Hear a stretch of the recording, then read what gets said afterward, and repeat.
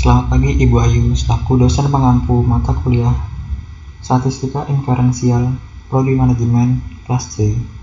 Saya Yohanes Rika Agasta dengan NIM 202212126 akan membuat video tutorial mengenai proses pengerjaan olah data di SPSS berdasarkan data yang telah diperoleh. Ada 3 hal yang akan saya lakukan, yaitu yang pertama ada uji validitas dan uji reliabilitas. Yang kedua ada uji asumsi klasik yang mencakup uji normalitas, uji multikolenialitas, dan uji heterokedastisitas. Dan yang ketiga ada uji analisis regresi linear berganda yang mencakup uji koefisien determinasi, uji F, uji T, dan persamaan regresi linear berganda. Sebelum melakukan berbagai uji analisis menggunakan SPSS, saya sebelumnya sudah membuat dan membagikan kuesioner yang berisi berbagai item pertanyaan kepada teman-teman manajemen. Berbagai pertanyaan ini ada berjumlah 60 pertanyaan yang terdiri dari 2 jenis variabel, yaitu variabel bebas dan variabel terikat. Variabel bebas terdiri dari X1 yaitu efikasi diri, X2 ada manajemen waktu, X3 ada motivasi belajar, dan variabel terikat yaitu Y yang berarti kemampuan berpikir kritis. Nah, 3 variabel ini mempengaruhi kemampuan berpikir kritis.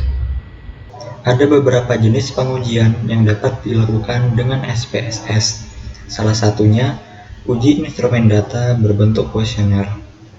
Pengujian ini bertujuan untuk mengetahui sejauh mana kuesioner dapat diandalkan untuk melakukan sebuah penelitian. Sebelum penelitian dilakukan, perlu lebih dahulu mengetahui T, apakah suatu kuesioner dapat dikatakan valid dan reliable dalam menggambarkan situasi atau fenomena yang sedang diteliti. Uji instrumen data terbagi dalam beberapa jenis, antara lain uji validitas item dan uji reliabilitas kuesioner. Nah, untuk yang pertama kita akan melakukan uji validitas dan uji reliabilitas. Sebelum itu kita akan melakukan uji validitas terlebih dahulu, dan sebelum melakukannya ada baiknya kita tahu apa sih pengertian uji validitas itu dan bagaimana cara kita menganalisis data menggunakan uji validitas. Jadi, uji validitas produk moment adalah uji instrumen untuk mengetahui seberapa handal atau valid suatu angket dalam mengukur suatu hal yang ingin diteliti. Item dapat dikatakan valid apabila ada korelasi signifikan antara item tersebut dengan skor totalnya. Item biasanya berbentuk pertanyaan yang ditujukan kepada responden melalui kuesioner dengan tujuan untuk mengungkap sesuatu. Uji validitas produk moment Pearson correlation menggunakan prinsip, yaitu mengkorelasikan antara masing-masing skor item dengan skor total yang diperoleh dari jawaban responden atas kuesioner. Ada 2 dasar pengambilan keputusan dalam uji ini, yaitu dengan yang pertama, membandingkan nilai R hitung dengan nilai R tabel, yang artinya apabila nilai R hitung lebih besar atau sama dengan nilai R tabel, maka item soal dinyatakan valid. Begitu pula sebaliknya, bila nilai R hitung lebih kecil dari nilai R tabel, maka item soal dinyatakan tidak valid. Lalu yang kedua, membandingkan nilai signifikasi total dengan probabilitas 0,05, yang artinya jika nilai sig total lebih kecil dari 0,05, maka item soal dinyatakan valid, dan jika sig total lebih besar dari 0,05, maka item soal dinyatakan tidak valid. Oke, selanjutnya saya akan melakukan uji validitas produk moment. Langkah yang pertama saya lakukan adalah saya buka program SPSS, lalu saya akan menginput data di bagian variable view. Kita klik variable view di sini. Nah, di bagian name saya akan isi X1 sampai X1 atau variabel efikasi diri. Nah, item pertanyaan ini berjumlah 8 dan kita isi juga total score. Nah, oke, sekarang kita langsung mulai saja seperti ini.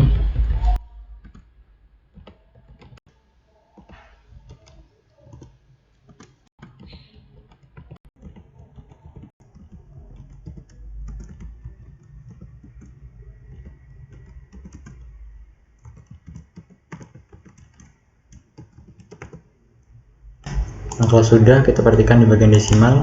Di bagian desimal semuanya kita isi 0.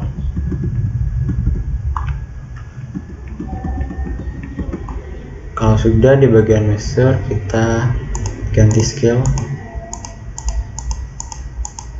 karena data kita berupa angka semua.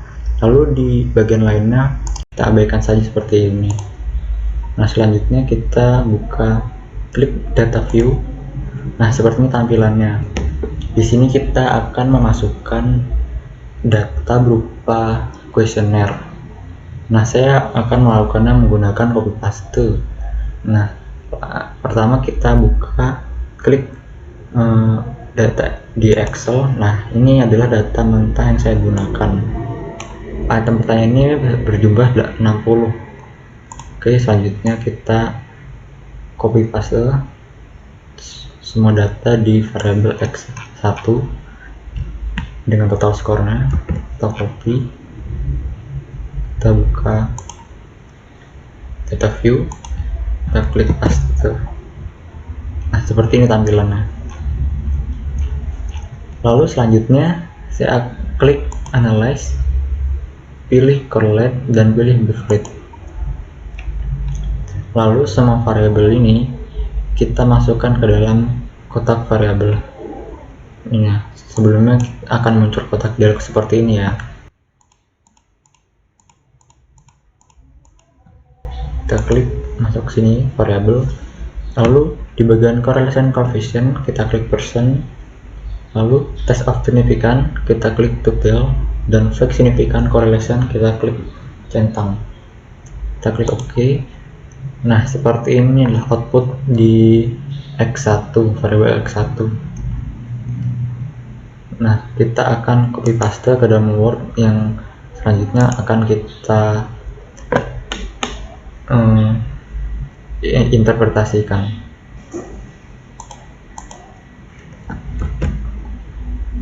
Copy, kita pastekan di Word seperti ini. Nah, sebelum kita melakukan interpretasi semua per variabel, tadi kan sudah X1. Nah, selanjutnya X2, X3 dan variabel Y kita terlebih dahulu buat outputnya masing-masing.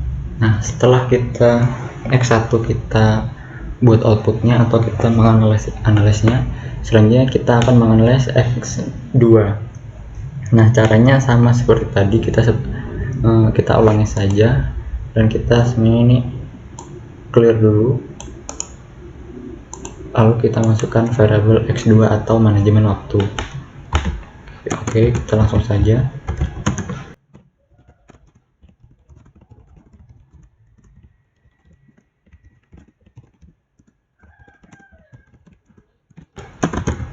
Karena item pertanyaan di variabel manajemen waktu ini berjumlah 10, nah kita ini sampai 10 dan juga total skornya. Oke, semuanya sama seperti tadi, atau ini desimalnya kita ganti 0.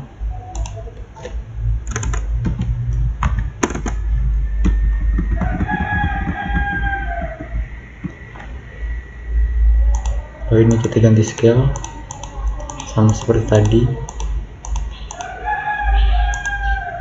Kalau sudah, kita klik data view.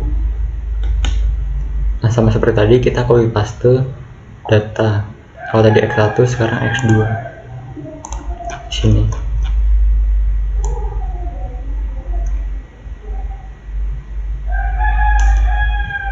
Copy. copy,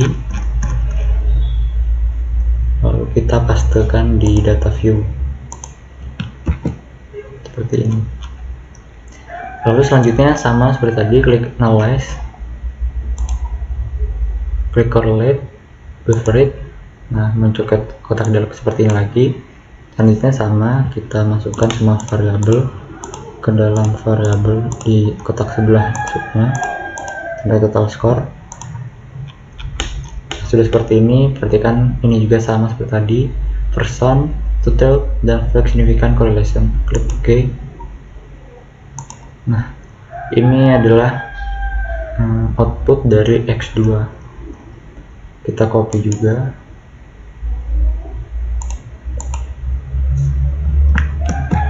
lalu kita pastekan di Word.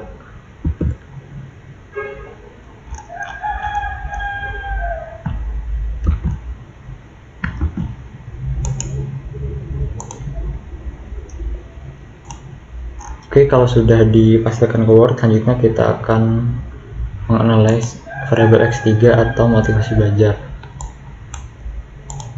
Kita clear dulu.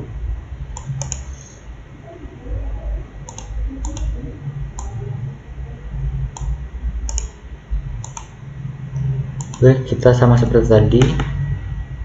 Ini variabel X3.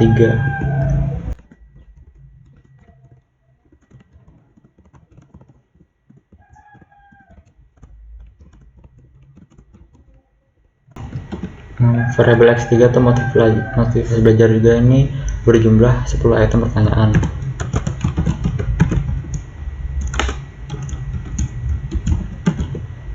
Sama seperti tadi, desimal kita isi 0 semuanya.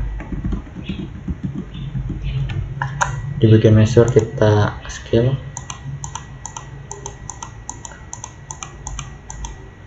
Kalau sudah semua diabaikan sama seperti tadi, lalu selanjutnya klik data view. Nah, seperti ini juga. Selanjutnya kita akan mengcopy paste variabel X3 dari Excel sama seperti tadi. Klik Excel, pilih variabel X3, kita copy paste dengan skor totalnya seperti ini. Kita copy di SPSS, lalu kita pastekan di sini. Muncul seperti ini. Sama seperti tadi juga, kita klik analyze, pilih correlate, lalu klik buffer it. Muncul kotak dialog seperti ini. Selanjutnya kita masukkan setiap variabel item pertanyaan ini ke dalam kotak variabel sebelahnya seperti ini. Lalu sama seperti tadi, ini klik person, klik total, dan klik flag significant correlation. Klik OK.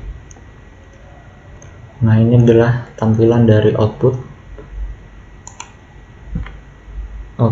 dari X3 atau motivasi belajar. Kita copy paste juga ke dalam Word, klik Word.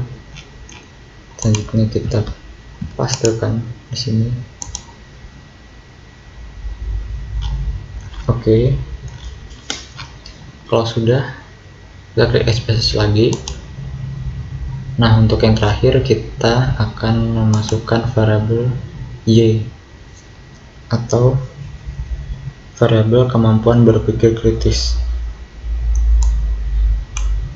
Kita clear dulu.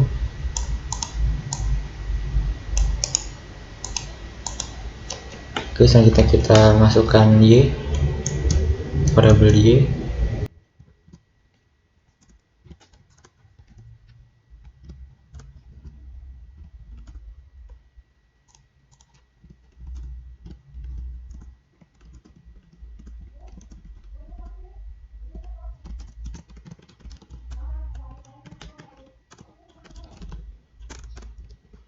Lalu bagian desimal kita klik, lalu ganti 0 semua.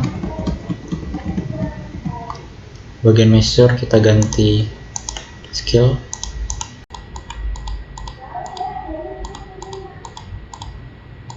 Lalu bagian lainnya kita abaikan sama seperti tadi, klik data view.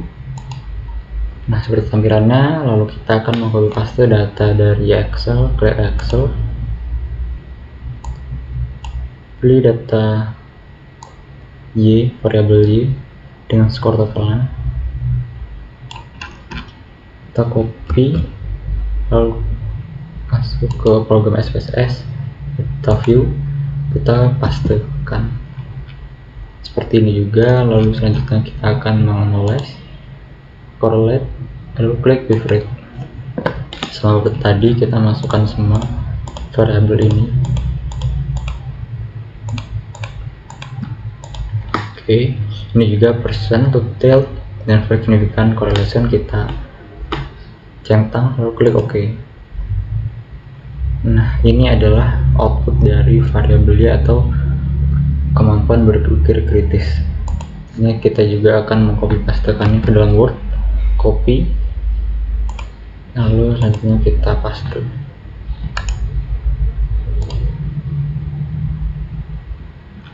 Seperti ini.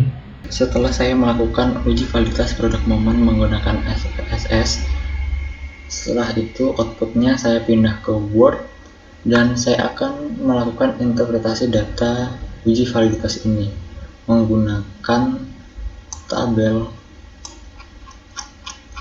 uji validitas seperti ini. Nah, ada dua dasar pengambilan keputusan dalam uji ini, yaitu dengan membandingkan nilai R hitung dengan nilai R tabel. Apabila R hitung lebih besar atau sama dengan nilai R tabel, maka item soal akan dinyatakan valid. Begitu juga sebaliknya. Dan membandingkan nilai signifikasi detail dengan probabilitas 0,05. Jika nilai detail lebih kecil dari 0,05, maka item soal dinyatakan valid, dan begitu juga sebaliknya. Nah, pada R hitung ini kita isi berdasarkan percent correlation dari masing-masing item pertanyaan pada variabel. Pertama kita akan dari verifikasi diri atau X1, ini percent correlation kita ambil pada bagian totalnya.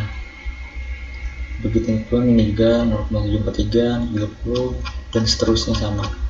Oke, langsung saja saya isi. Untuk mempersingkat waktu, saya sudah merangkumnya. Jadi seperti ini.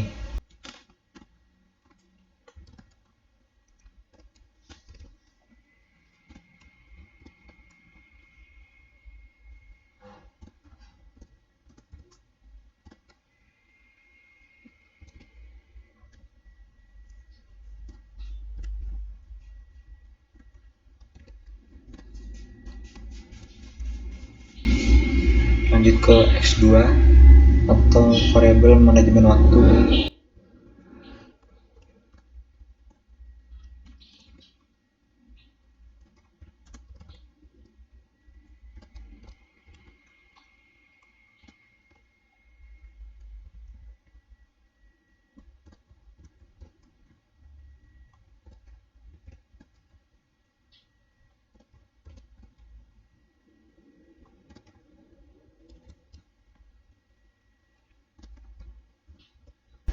Variabel manajemen waktu sudah selesai. Sekarang lanjut ke variabel motivasi belajar.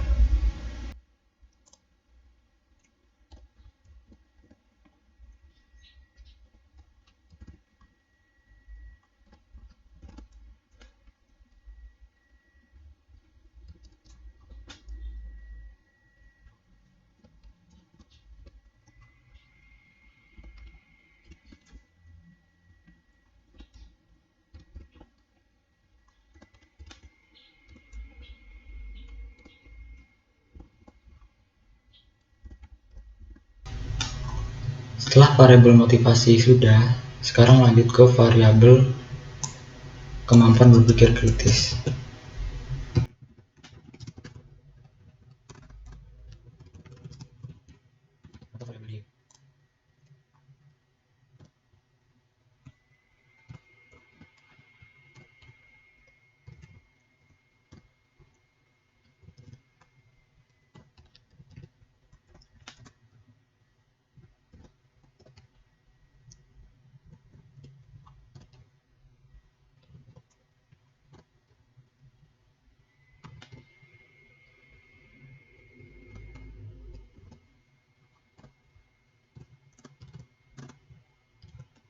Nah, sekarang sudah terisi semua di bagian R hitung. Selanjutnya kita akan menghitung R tabel untuk membandingkan R hitung dengan R tabel sehingga dapat diketahui apakah data itu valid atau tidak. Nah, bagaimana cara menghitung R tabel? Nah, kita akan membuka R tabel yang sudah diberikan seperti ini, tampilan R tabel. Nah, untuk melihat angka yang R tabel yang akan kita gunakan, kita kurangkan jumlah data dikurangi 2, karena data saya berjumlah 60 sehingga dan rumusnya dikurangi 2, maka 60 dikurang 2 sama dengan 58 ini. Oke. Nah, sekarang kita lihat pada tingkat signifikasi untuk J2 arah pada 0,05 ini. Berarti untuk R tabelnya 58 0,05, berarti ada di sini 0,2542. Sekarang kita masukkan ke dalam interpretasi datanya. Masukkan saja seperti ini.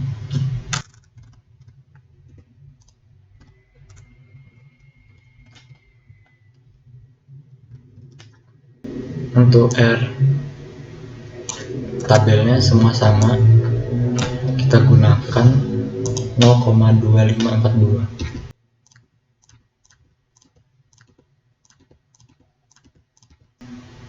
Kita isi semua.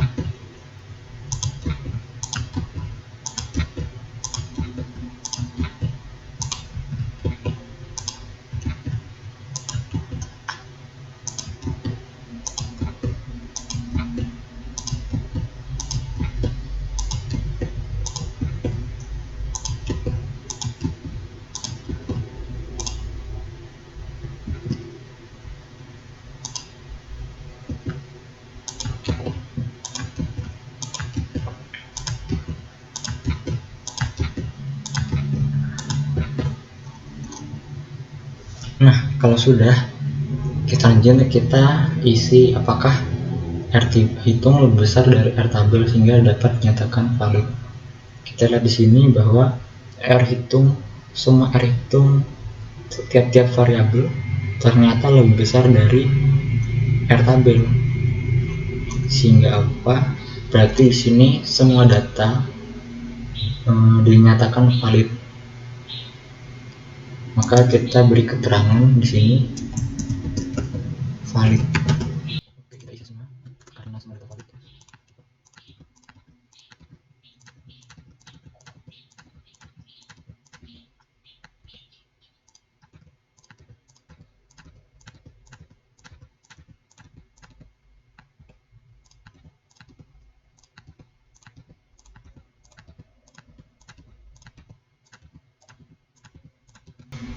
Kalau sudah semuanya, selanjutnya kita akan melakukan perbandingan menggunakan cek detail apakah lebih besar dari 0,05 atau lebih kecil. Jika lebih kecil dari 0,05, maka item soal dinyatakan valid. Nah, untuk melihat cek detail ini, kita lihat dari cek detail sini pada kolom total. Kalau kita lihat semua di sini, semua cek detailnya 0,000 semua ya. Saya juga sudah cek semua. Oke, berarti kita langsung isi saja di sini. Nol koma nol nol nol.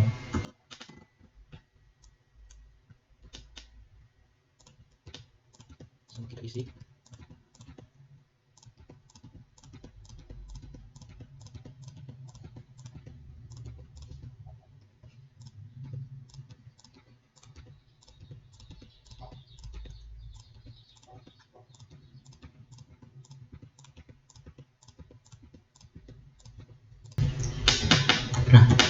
setelah semua kita isi, sekarang kita bisa melihat dan membandingkan apakah si tutil lebih besar dari 0,05 atau bahkan lebih kecil sehingga dapat dikatakan valid. Di sini terlihat bahwa si tutil lebih kecil dari signifikan 0,05.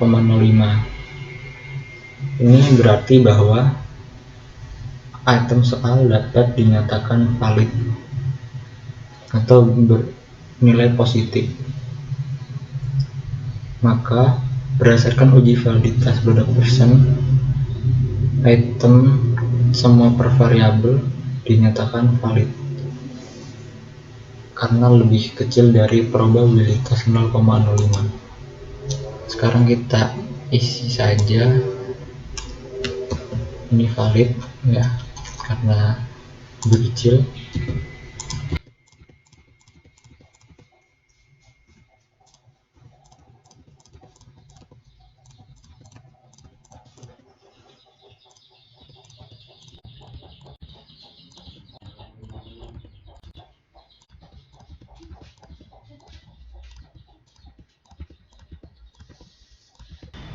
Nah, sekarang sudah terisi semua interpretasi data hasil uji validitasnya. Semua data item pertanyaan per variabel, verifikasi diri, manajemen waktu, motivasi belajar, dan kemampuan berpikir kritis dapat dinyatakan valid. Oke, setelah kita melakukan uji validitas product moment, selanjutnya saya akan melakukan uji reliabilitas kuesioner. Perlu diketahui, uji reliabilitas kuesioner dilakukan setelah peneliti melakukan uji validitas agar penelitian yang dilakukan benar-benar dapat dipercayai sebagai alat pengumpul data. Reliabilitas diartikan sebagai sesuatu hal yang dapat dipercaya atau keadaan yang dapat dipercaya.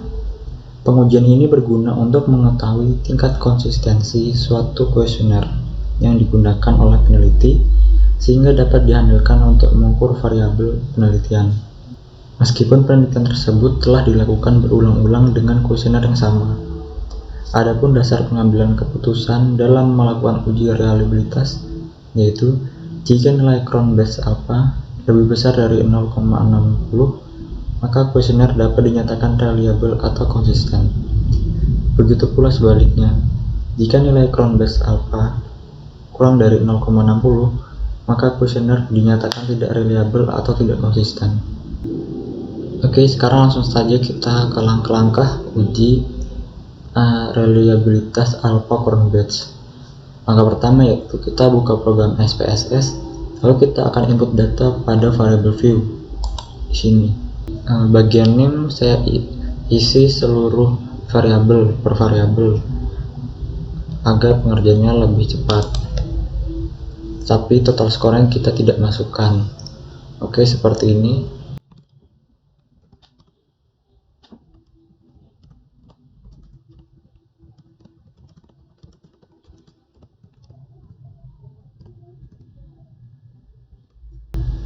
Untuk X2 atau manajemen waktu kita juga masukkan.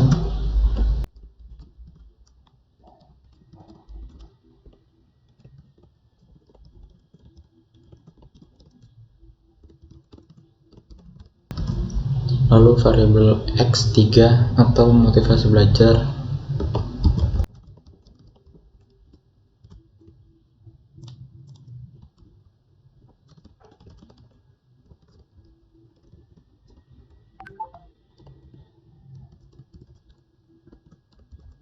Lalu variabel Y atau kemampuan berpikir kritis.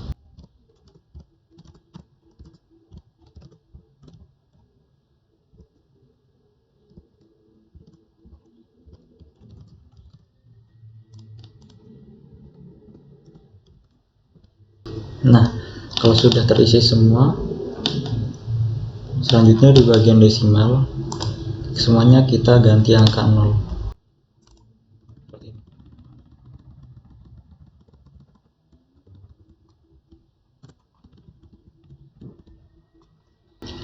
Lalu selanjutnya di bagian measure kita isi dengan scale. Karena semua data ini berbentuk angka, maka kita ganti scale.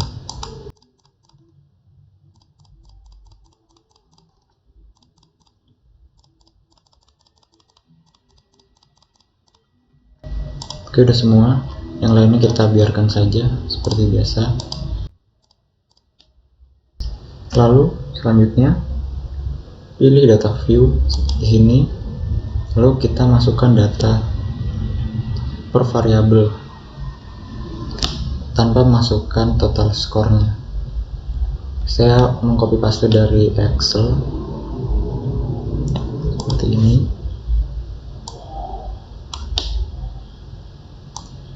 Ini variabel X1 saya masukkan, saya copy lalu paste.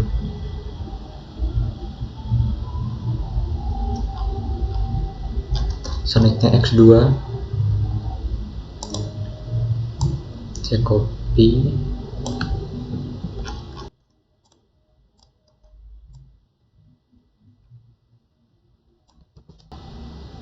lalu saya paste lagi di bagian X2 seperti ini. Lalu selanjutnya copy paste bagian X3, variabel X3.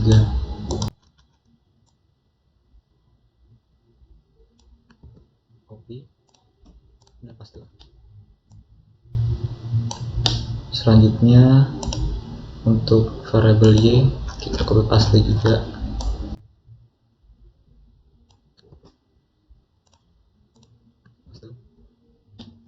Nah, setelah semua data kita masukkan ke data view, selanjutnya kita akan menganalisnya. Klik analyze, lalu pilih submenu scale dan pilih reliability analyze. Selanjutnya akan muncul kotak dialog seperti ini. Selanjutnya per variabel kita masukkan ke dalam items seperti ini. Ini variabel X1 terlebih dahulu. Oke, sudah. Pada bagian model ini kita pilih alpha, lalu klik statistik, lalu muncul kotak dialog seperti ini. Pada bagian descriptive for, beri tanda centang pada scale if the item delete. Klik continue, lalu OK.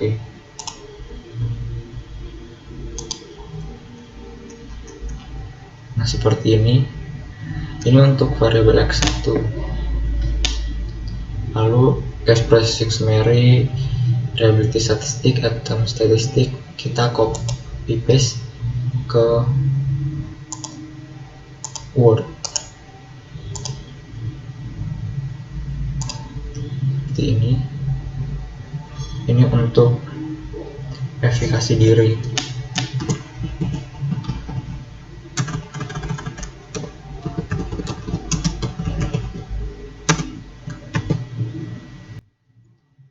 Lalu reliability statistik kita copy juga, lalu kita paste, dan untuk item data statistik juga kita copy paste. Nah, ini untuk variabel efikasi diri. Selanjutnya untuk X2, X3 dan Y kita lakukan seperti melakukan analyze pada X1 tadi. Caranya sama, yaitu klik analyze, lalu pilih scale dan klik reliability analyze. Ini kita clear dulu untuk kita memasukkan bagian X2. Oke, sekarang X2 kita akan masukkan seperti ini. Nah, kalau sudah, kita pastikan modelnya alpha dan statistiknya scale if item delete. Continue, lalu OK. Nah, ini untuk variabel x2 nya atau variabel manajemen waktu. Selanjutnya kita akan mengcopy paste juga, copy manajemen waktu, kita pastekan. Lalu selanjutnya reliability statistiknya,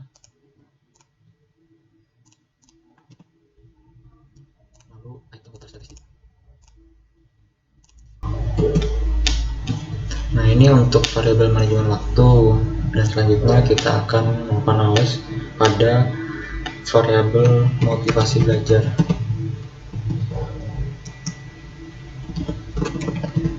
Oke, kita lakukan seperti tadi. Buka program SPSS, klik analyze, pilih scale dan klik reliability analyze. Nah, untuk ini kita clear lagi untuk memasukkan variabel x3 seperti ini, sama seperti tadi.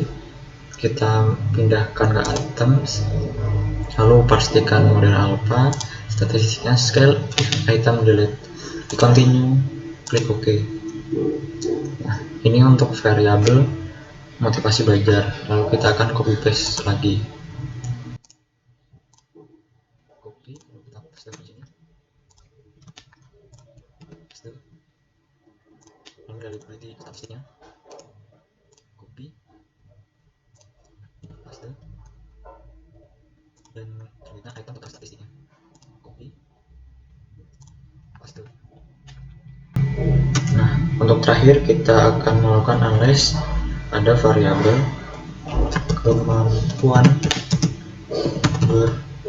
berpikir kritis. Langkahnya seperti tadi, kita buka program SPSS, klik analyze, pilih scale dan klik reliability analyze. Kita keluarkan atau mengclear bagian x3 ini, untuk selanjutnya dimasukkan oleh variabel y seperti ini. Lalu kita masukkan ke items, modelnya alpha, statistiknya if, scale if, item delete, klik continue, OK. Nah, ini untuk variabel y atau kemampuan berpikir kritis. Kita mengcopy pastenya lagi untuk diinterpretasikan.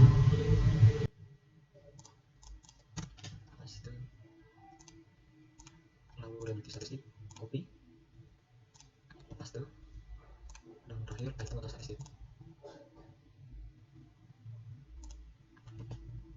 Nah, setelah kita melakukan uji analis menggunakan SPSS, setelah output datanya per variabel kita copy paste ke dalam Word, nah seperti ini. Nah, selanjutnya yang kita lakukan adalah menginterpretasikannya. Apakah nilai Cron-Based alpha-nya itu reliable atau tidak. Nah, kita buat rangkuman dalam bentuk tabel seperti ini. Per variabel Cron-Based alpha, tabel keterangan Cron-Based alpha kita lihat dari ini, reliability statistik.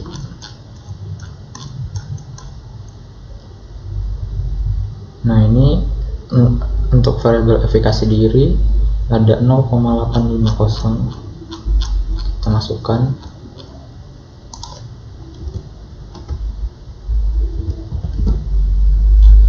Untuk manajemen waktu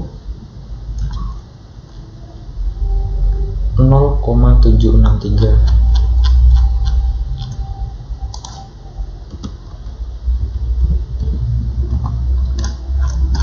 Untuk motivasi belajar, nilai Cron-Based alpha-nya 0,80. Terakhir variabel y-nya 0,786. Nah, selanjutnya kita akan membandingkan nilai Cron-Based alpha dengan R-tabel. Di sini R-tabel kita sudah mendapatkan data sebesar 0,660 untuk kita bandingkan apakah nilai kurang bit alfanya lebih besar dari R tabel, sehingga dapat dikatakan hasil uji reliabilitas ini adalah reliable. Dan kalau kita lihat di sini nilai kurang bit alfa per variabel sudah lebih besar dari nilai R tabel, maka keterangan di sini bahwa data ini adalah reliable. Ini juga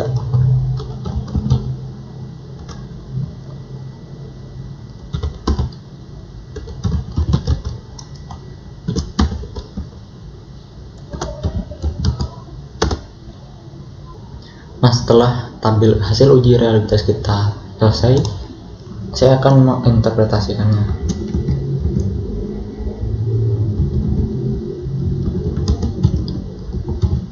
Seperti ini. Untuk keempat variabel yang saya analisis, semua dinyatakan reliable karena pada hasil crown batch alpha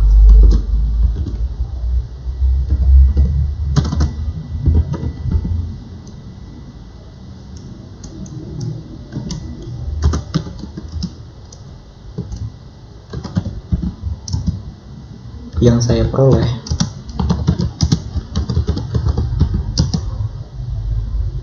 lebih besar dari nilai R tabel.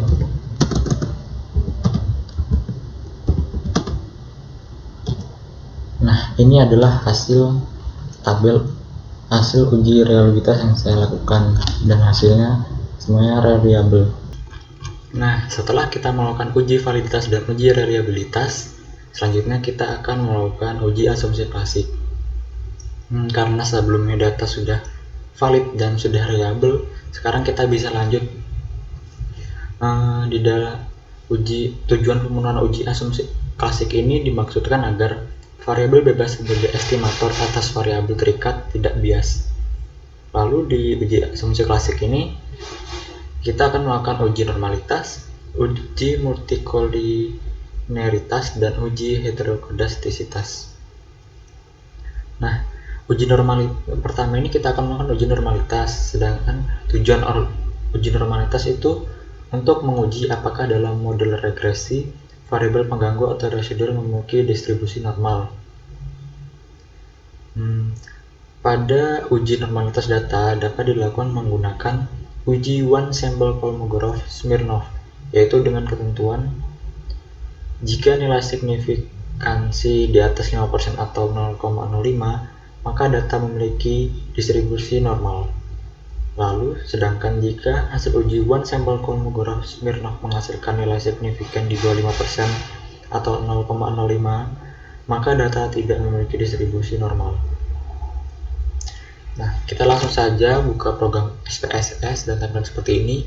Ini adalah variable view yang kita gunakan seperti reliabilitas dan uji validitas kemarin. Nah, di sini sudah saya masukkan, lalu kita tambahkan total score atau kita beri nama di sini insert variable. Ini variabel efikasi.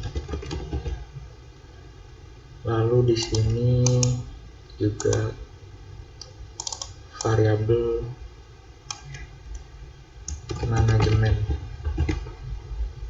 Ini kita ganti dulu 0, lalu scale 0, scale. Lalu ini juga untuk total score-nya. Ini variabel motivasi,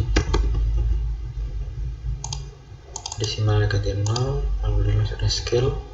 Terakhir ini variabel kemampuan.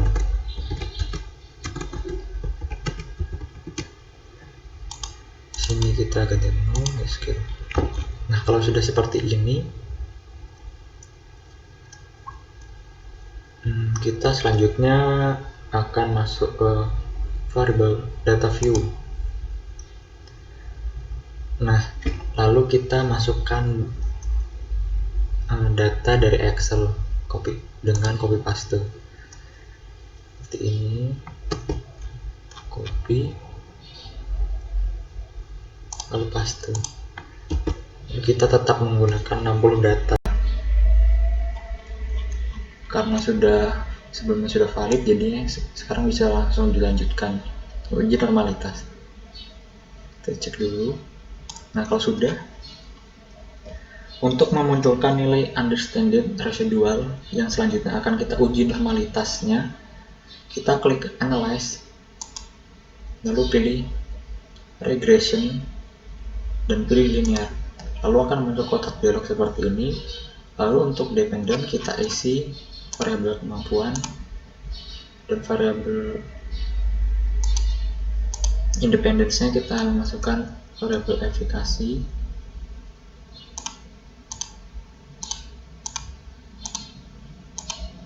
Kita masukkan variabel efikasi, manajemen, dan motivasi. Ini variabel Y dan variabel X. Jadi kita klik save, lalu kita klik understand it di bagian residual, lalu klik continue, klik OK. Nah, kita abaikan saja output ini, kita langsung lihat di data view-nya. Nah, di sini muncul variabel baru yaitu res_1. Nah, ini yang akan kita gunakan untuk uji normalitas. Lalu langkah selanjutnya kita klik analyze, lalu pilih non-arithmetic test, legacy dialog, dan pilih one sample Kolmogorov-Smirnov. Nah, di sini di kotak dialog one sample Kolmogorov-Smirnov test, kita masukkan understanded atau residual yang tadi ke dalam test variable list normal. Lalu di test distribution kita beri tanda centang pada pilihan normal. Selanjutnya klik OK. Nah, ini adalah output dari one sample Kolmogorov-Smirnov test. Nah, sekarang kita lihat di sini apakah sudah normal atau belum. Nah, di sini kita lihat di bagian asymptotic seek to tell. Kita lihat di understanded residualnya. Nah, di sini kita lihat bahwa datanya itu 0,005, yang dimana itu lebih kecil dari 0,05. Jadi bagaimana? Nah, di sini saya punya cara tersendiri untuk mengubah data ini agar menjadi normal.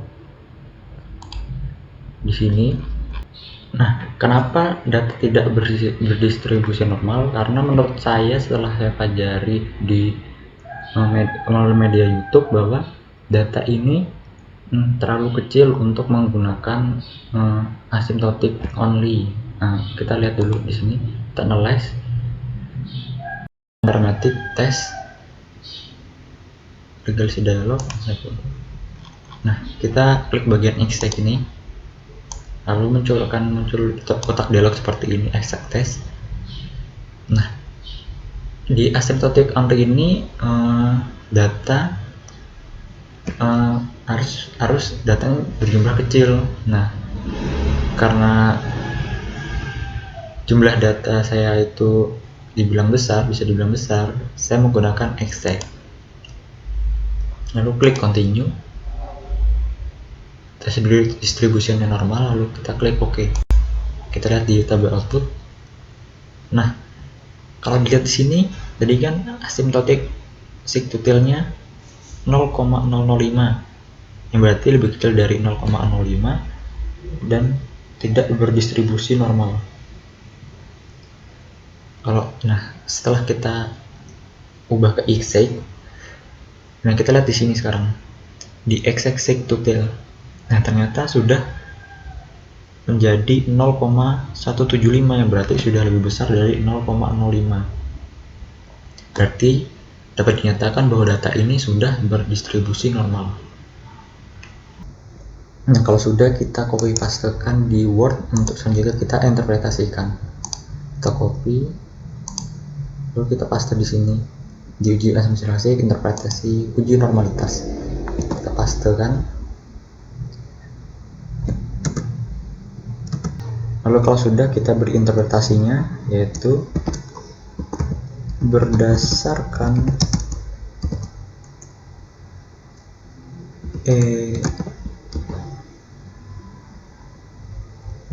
x-axis to tail, nilai signifikansinya adalah 0,175, yang berarti ini lebih besar dari 0,05.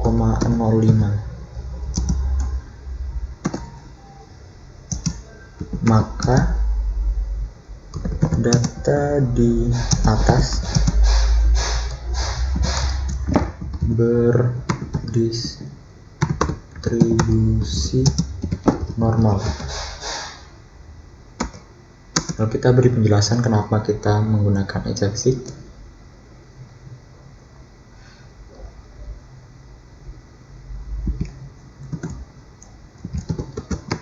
Nilai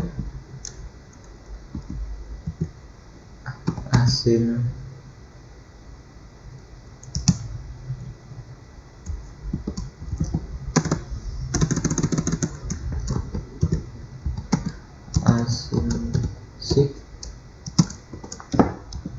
detail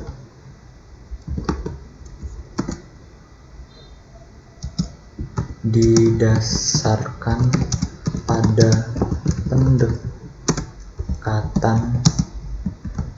asimptotik. Pendekatan ini tidak cocok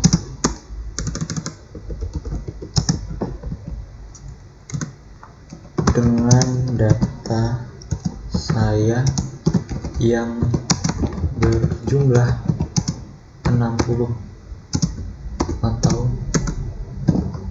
besar.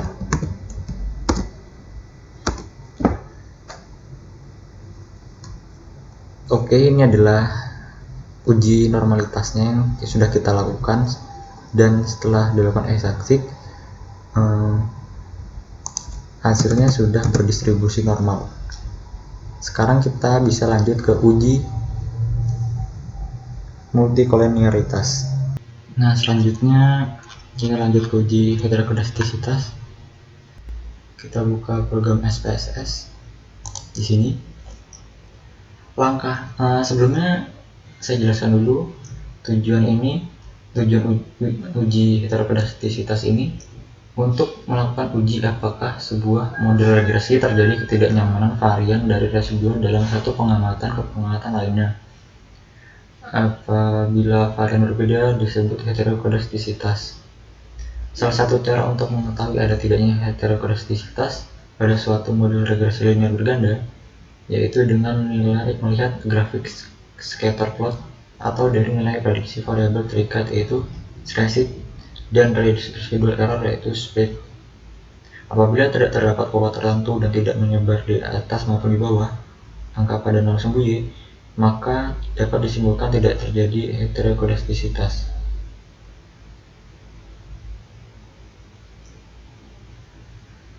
Nah, selanjutnya kita langsung saja untuk langkah yang lain sama seperti uji normalitas dan uji multikolinearitas. Take analyze regression linear.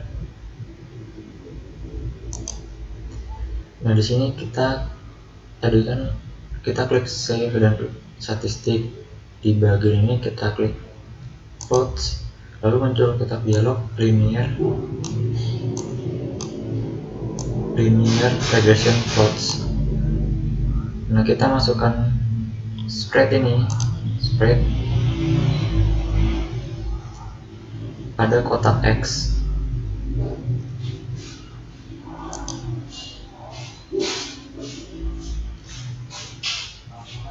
Lalu dan reset ini ke dalam kotak Y. Lalu klik continue dan klik OK.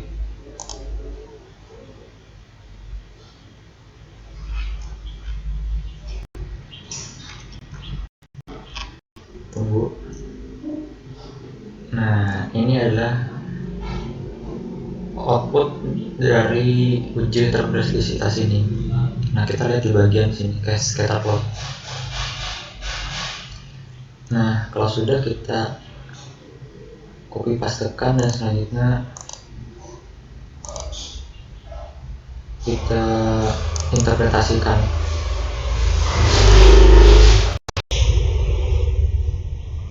Kita copy paste. Nah, selanjutnya kita interpretasikan. Di sini kita lihat bahwa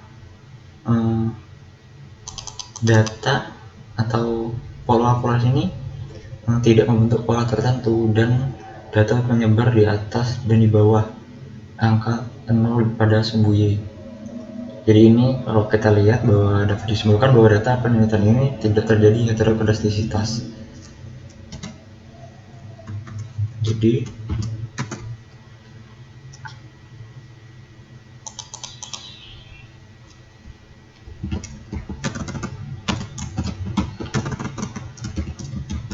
hasil scatter plot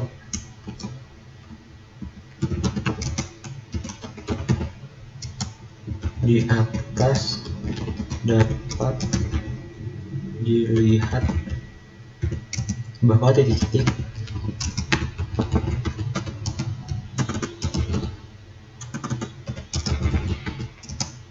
data tidak membentuk pola tertentu.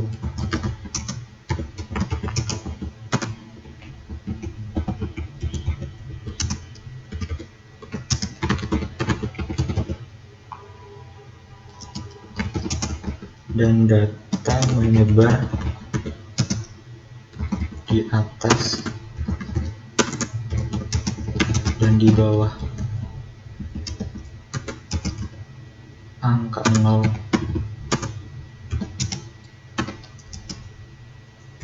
pada sumbu Y.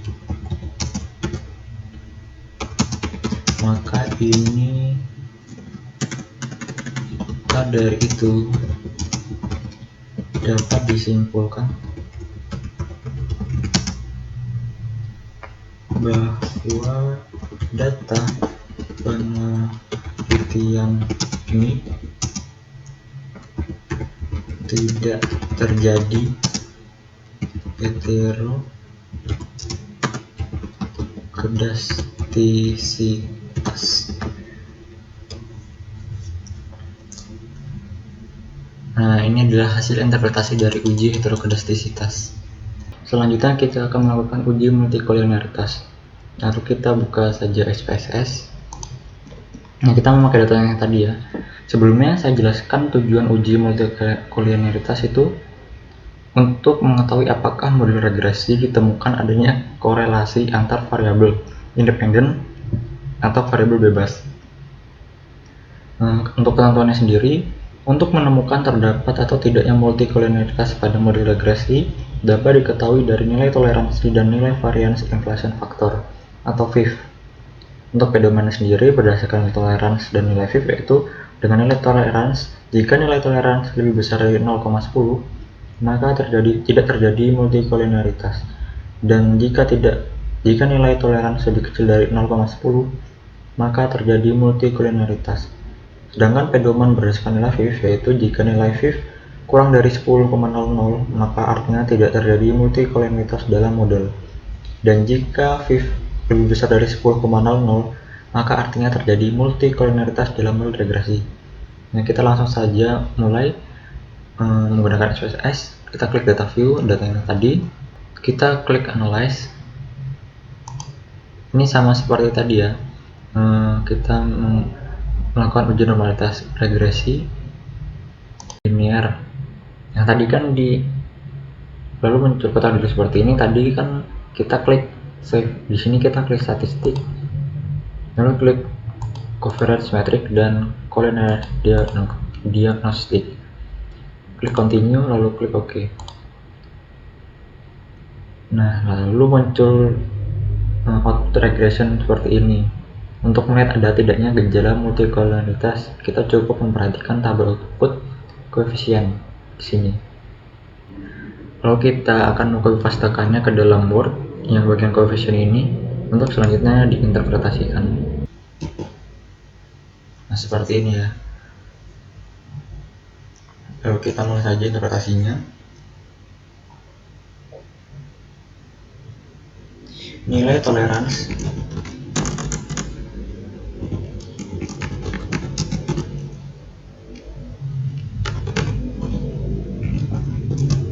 pada variabel independen masing-masing adalah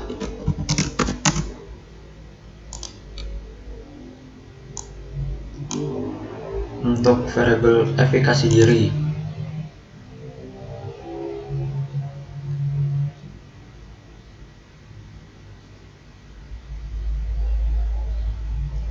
Variabel efikasi diri. Nah, di sini kita lihat ini kan nilai toleransi pada variabel independen masing-masing. Nah, kita lihat di bagian collinearity statistik dan toleransi ini. Di bagian efikasi ini kan 0,544, berarti kita tulis di sini adalah 0,544.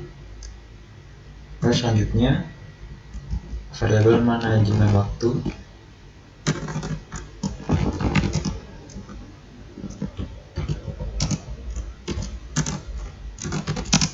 Kita lihat di sini 0,611. Lalu variabel motivasi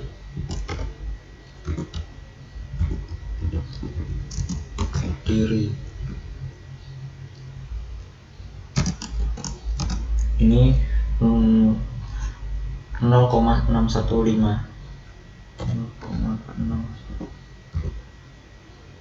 Lalu kita interpretasikan di sini. Ketiganya bernilai lebih besar dari 0,10, maka data dalam penelitian ini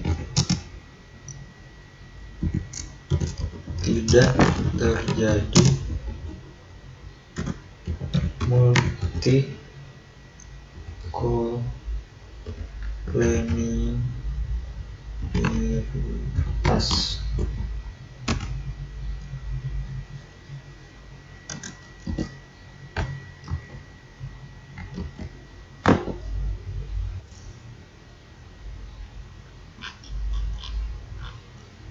Nah, kalau sudah, selanjutnya kita interpretasikan yang nilai F-nya.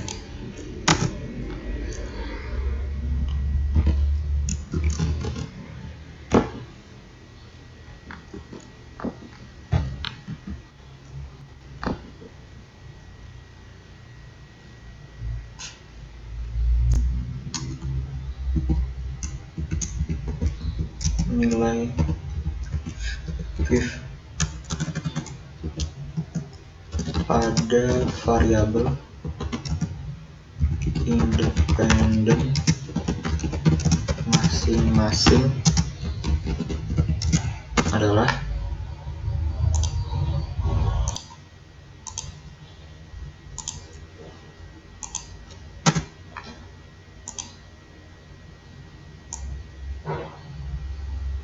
variabel efikasi diri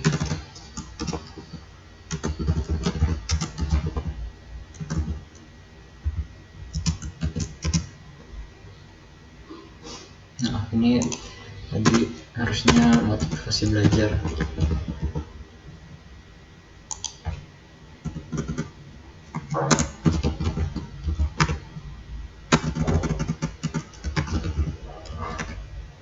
Nah, tadi kan toleransi kita lihat dari ini. Sekarang nilai VIF kita lihat dari sini. Kalau sini VIF berarti efikasinya 1,839. Berarti kita tulis saja 1,839. Untuk variabel manajemen waktu di sini 1,637. Variabel motivasi belajar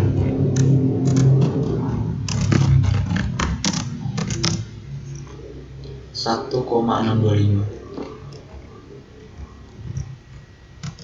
Jadi ketiganya bernilai lebih kecil dari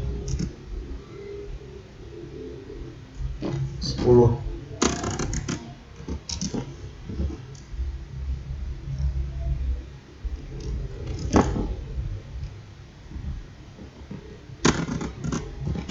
Maka data dalam penelitian ini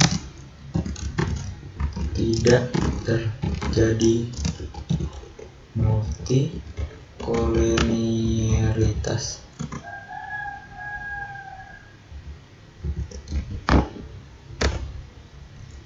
Nah, ini adalah interpretasi uji multikoliniaritas dengan interpretasinya. Jadi di sini nilai toleransi pada variabel independen masing-masing bernilai lebih besar dari 0,10. Jadi dalam penelitian ini tidak terjadi multikoliniaritas. Sedangkan nilai VIF-nya pada variabel independen masing-masing ketiganya bernilai lebih kecil dari 10. Maka data dalam penelitian ini tidak terjadi multikoliniaritas. Setelah melakukan uji asumsi klasik dan data dinyatakan normal, tidak terjadi multikoliniaritas serta tidak terjadi heterokedastisitas, maka data dapat diolah lebih lanjut, yaitu melakukan analisis regresi linear berganda. Langkah-langkah yang lazim dipergunakan dalam analisis regresi linear berganda adalah koefisien determinasi, uji F, dan uji T. Persamaan regresi sebaiknya dilakukan di akhir analisis karena interpretasi terhadap persamaan regresi akan lebih akurat jika telah diketahui signifikansinya. Lalu untuk langkah-langkahnya kita langsung saja ke program SPSS, lalu klik data view. Nah, ini kita pakai data yang tadi juga. Langkahnya sama seperti sebelum-sebelumnya, yaitu klik analyze, regression, klik linear, lalu dependent kita masukkan kemampuan berpikir kritis, independen kita masukkan efikasi, manajemen, dan motivasi. Nah, di bagian metode pastikan kita pilih enter, lalu kita klik statistik, lalu muncul kotak klik seperti ini. Maka berikan tanda centang pada regression coefficient di estimates dan model fit, lalu klik continue, klik OK.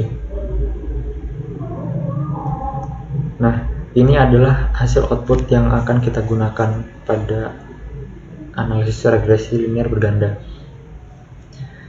Tabel output SPSS analisis regresi berganda ini ada 4, yaitu tabel output, variable entered, remove, memberikan informasi tentang variabel penelitian serta metode yang digunakan dalam analisis regresi. Jika tidak ada variabel yang dibuang, maka kolom variabel remove kosong. Nih, seperti ini. Lalu ada tabel model summary, memberikan informasi tentang nilai koefisien determinasi, yakni berkontribusi atau sumbangan pengaruh variabel X secara stimulan terhadap variabel Y. Lalu ada tabel ANOVA, yaitu memberikan informasi tentang ada tidaknya pengaruh variabel X secara stimulan terhadap variabel Y. Lalu terakhir ada variabel koefisien. Ini memberikan informasi tentang persamaan regresi dan ada tidaknya pengaruh variabel X secara parsial terhadap variabel Y. Nah, selanjutnya setelah output SPSS analisis regresi berganda ini sudah muncul,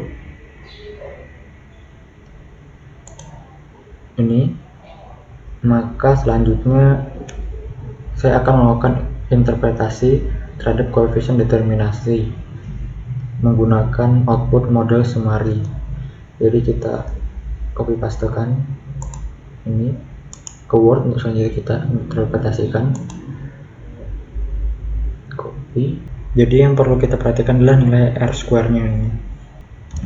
Nilai R square adalah sebesar ini 0,563 atau sama dengan 56,3%.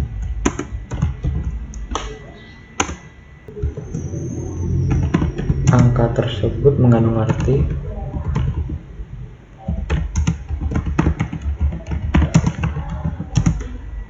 bahwa variabel efikasi diri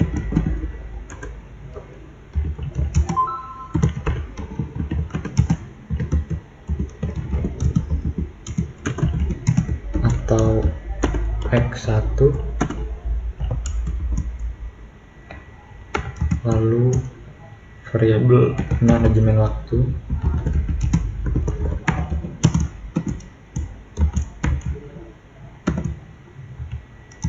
dan variabel motivasi belajar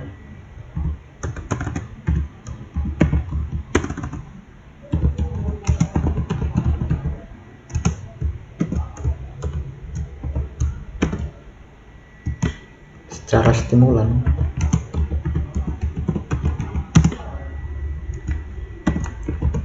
bersama-sama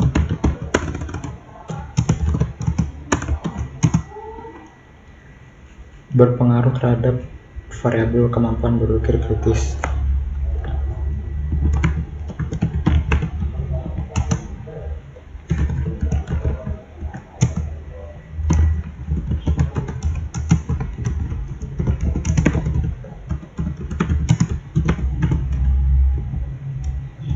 Atau variabel Y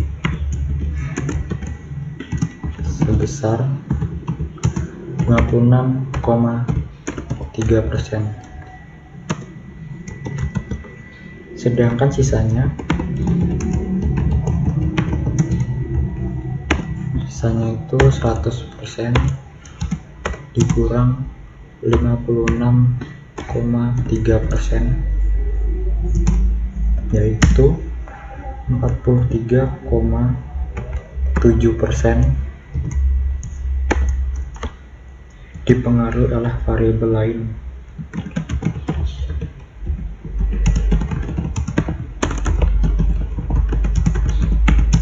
Di luar persamaan regresi ini atau variabel yang tidak teliti.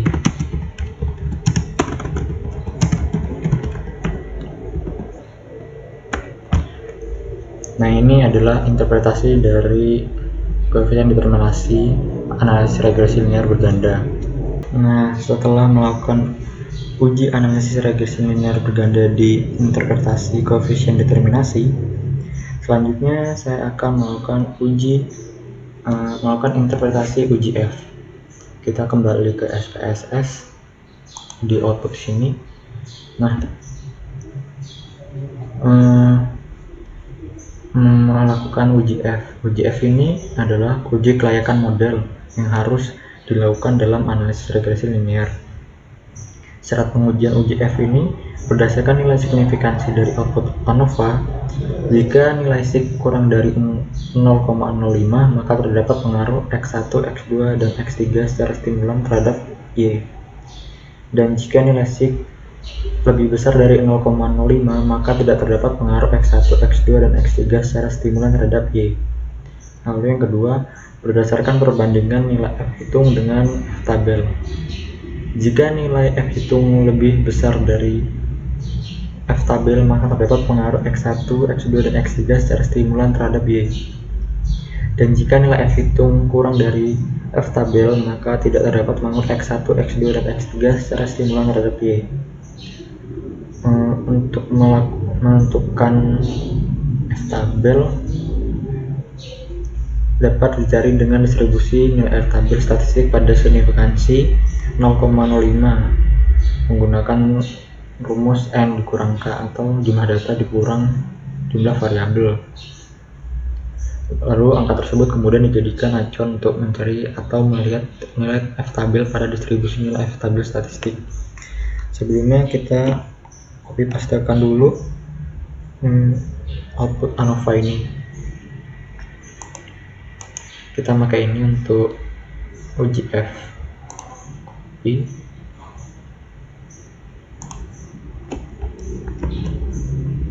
Nah, di sini. Lalu kita akan melakukan interpretasinya untuk syarat pengujian yang nilai signifikansi. Oke, sekarang menginterpretasinya sekarang.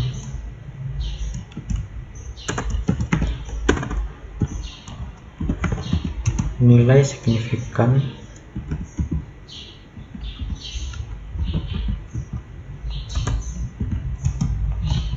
dari tabel ANOVA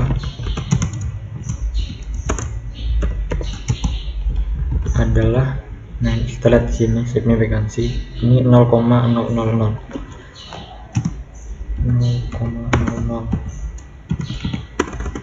dan yang berarti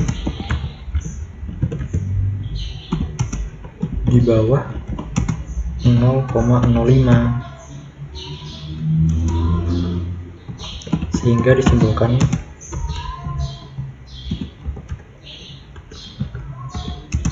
bahwa seluruh variabel independen yang teliti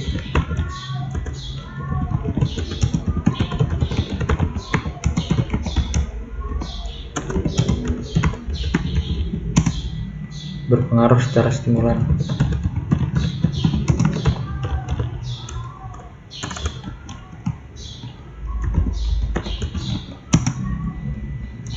Atau bersama-sama terhadap variabel independen.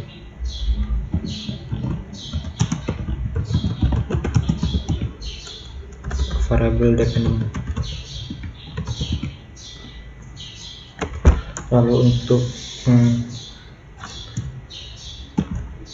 membandingkan dengan F hitung dengan F stabil.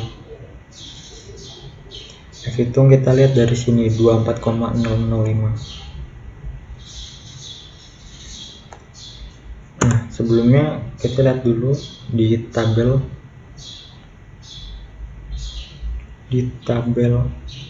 F tabel di sini. Nah, data kita kan berjumlah 60. Untuk sini rumusnya 60 dikurang 2. Dan jumlah variabel kita 3, berarti kita lihat sini 60 dikurang 3 itu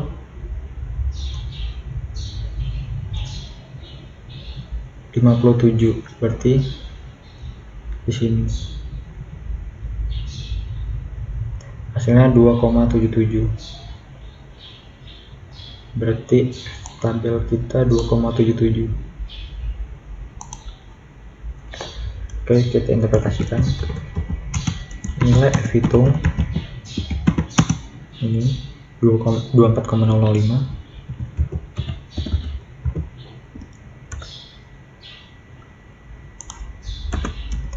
ini lebih besar dari nilai F tabel yang sebesar 2,77, maka variabel independen yang diteliti berpengaruh secara stimulan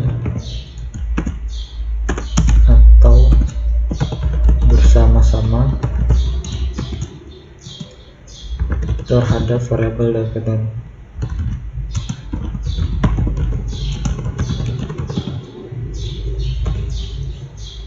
Nah, ini adalah interpretasi uji F yang nilai signifikansinya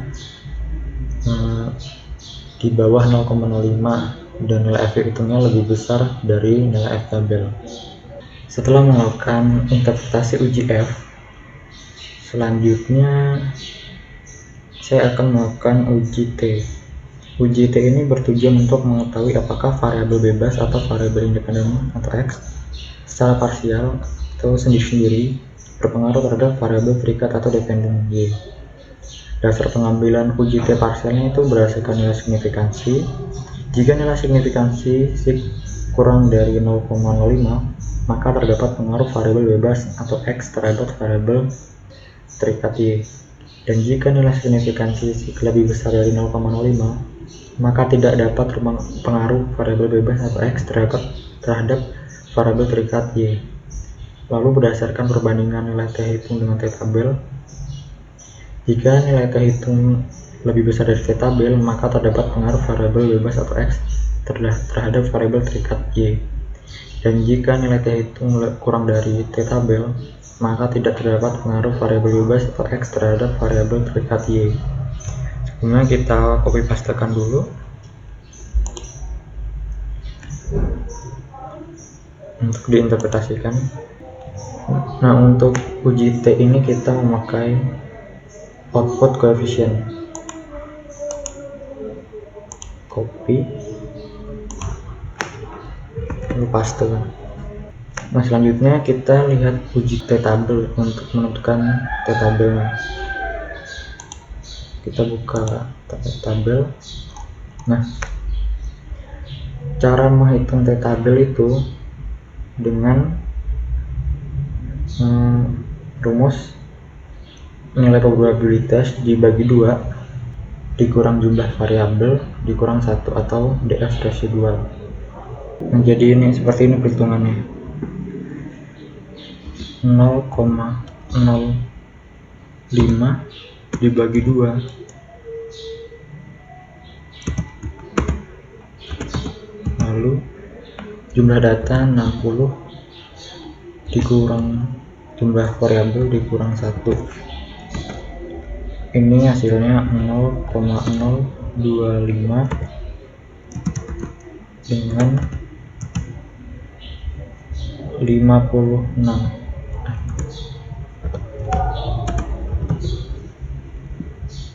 Nah, angka 56 ini sebenarnya sudah bisa kita lihat di interpretasi uji F di nilai residual ini 56. Jadi kita lihat di tabel T tabel di 0,025 dan angka 56 di sini. Nah, berarti nilainya 2,00 T tabel. Oke, sekarang kita interpretasikan saja. Ini untuk pengaruh efikasi diri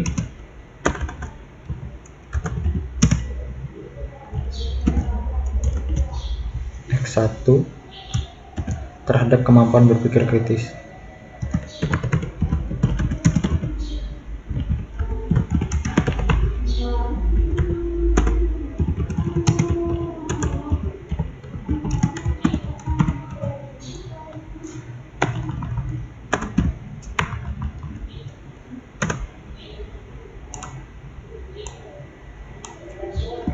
Nah, ini untuk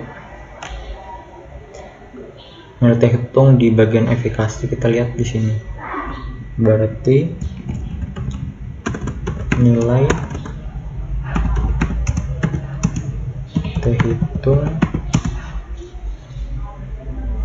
1,782 lebih kecil atau kurang dari T tabel yang sebesar 2,00, maka X1 tidak berpengaruh terhadap Y.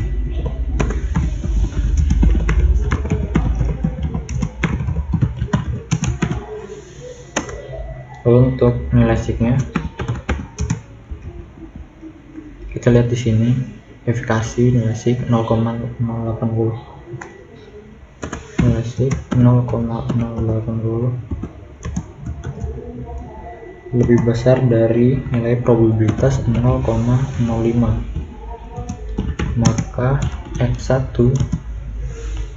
tidak berpengaruh terhadap Y.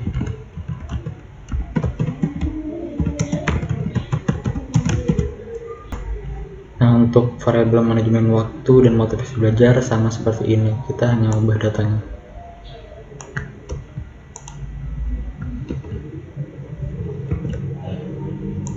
Berarti manajemen waktu,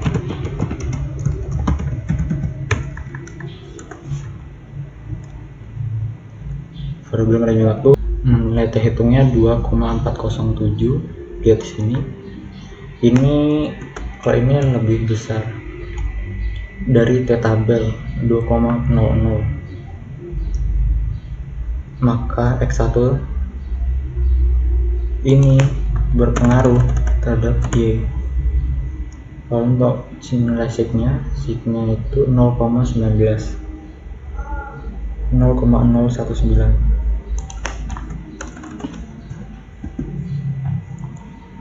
Nah, kalau ini kurang dari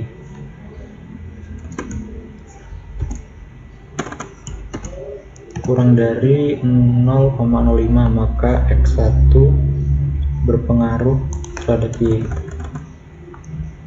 Lalu variabel motivasi belajar,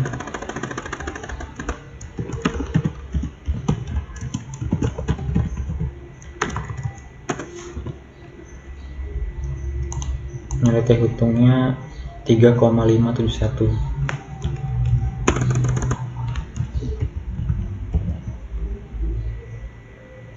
Ini lebih besar dari T tabel 2,00, maka X3 berpengaruh. Ini tadi X2, X3 berpengaruh dari Y, dan nilai signya 0,001.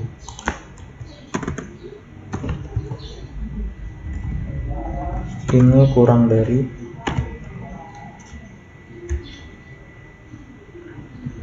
0,05, maka X3 berpengaruh terhadap Y.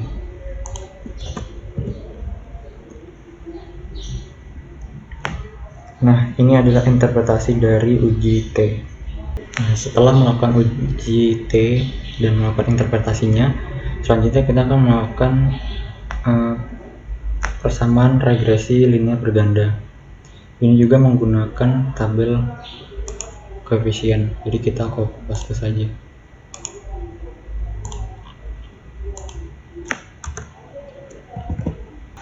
Nah, dalam penelitian ini persamaan regresi berganda yang digunakan adalah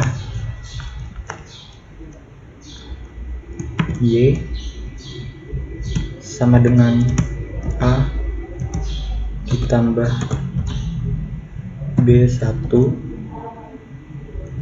X1 ditambah B2 X2 ditambah B3 X3. Jadi variabel Y ini variabel berpikir kritis, lalu variabel A ini konstanta, B1 koefisien regresi identifikasi diri, B2 koefisien regresi manajemen waktu, B3 koefisien regresi motivasi belajar, X1 variabel efikasi diri, X2 variabel manajemen waktu, dan X3 variabel motivasi belajar. Lalu kita langsung melakukan interpretasinya.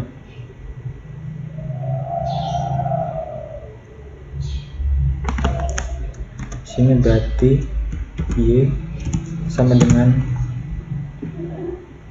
kita ngambil dari sini 7,7721 untuk konstantannya, konstan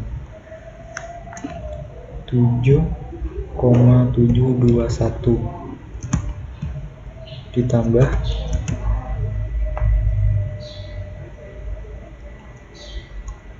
ini 0,218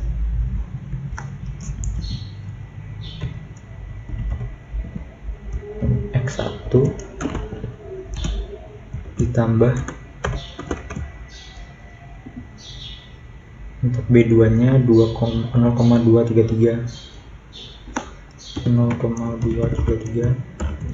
X2 ditambah variabel DT2 nya 0,308 X3. Jadi interpretasinya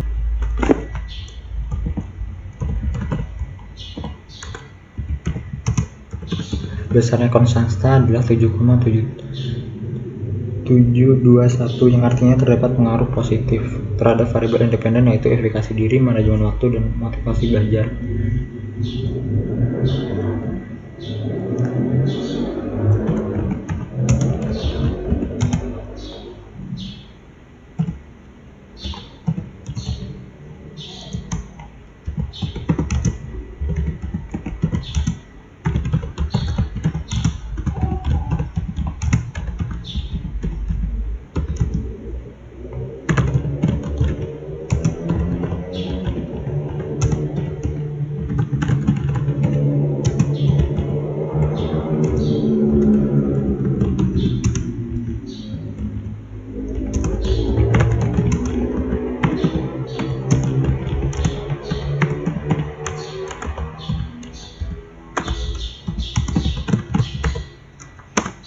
Selanjutnya,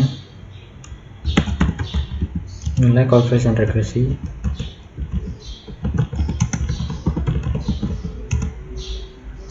untuk variabel efikasi diri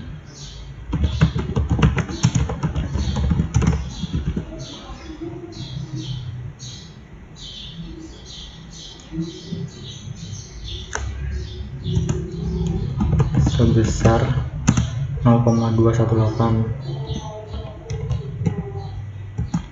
bernilai positif,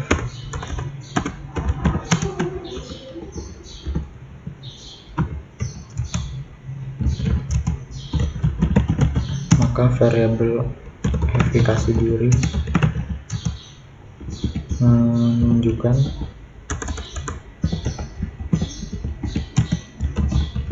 adanya hubungan searah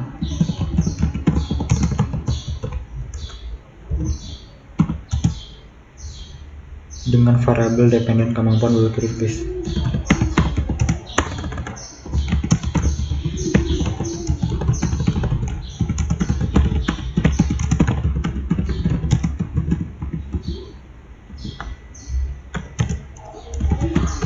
Nilai koefisien regresi sebesar 0,218 memiliki arti bahwa untuk setiap penambahan variabel sebesar satu satuan akan bertambahnya variabel dependen sebesar 0,1218.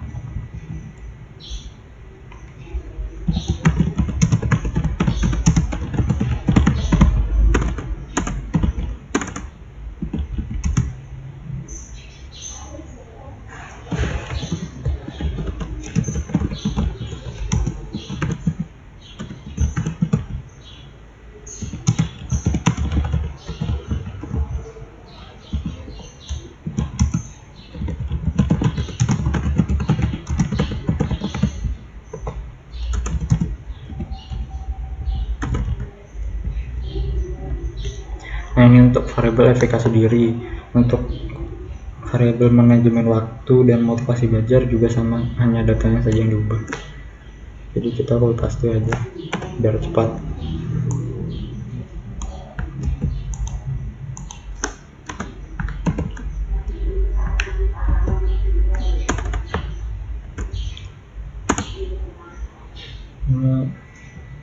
variabel manajemen waktu.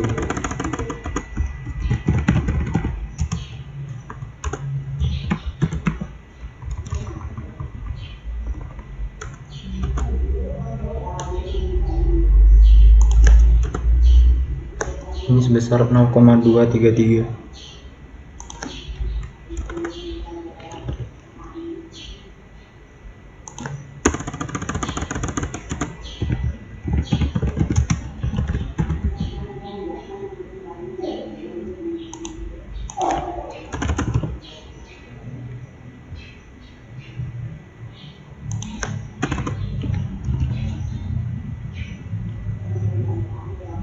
Selanjutnya untuk variabel motivasi belajar,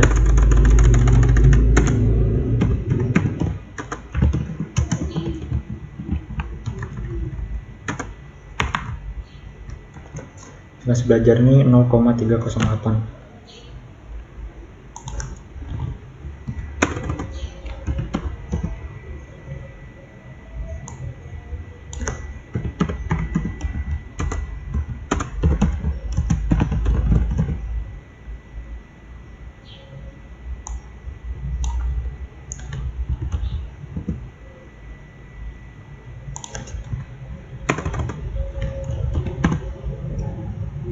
Nah, ini adalah interpretasi dari persamaan indeks regresi berganda. Jadi dengan ini adalah tahap akhir dari uji analisis yang sudah kita lakukan semuanya. Jadi dengan ini uji validitas dan reliabilitas, uji asumsi klasik, uji regresi linear berganda saya sudah selesai. Terima kasih Bu Ayu atas kesempatannya, dan kurang lebihnya dalam video ini saya ucapkan minta maaf dan terima kasih.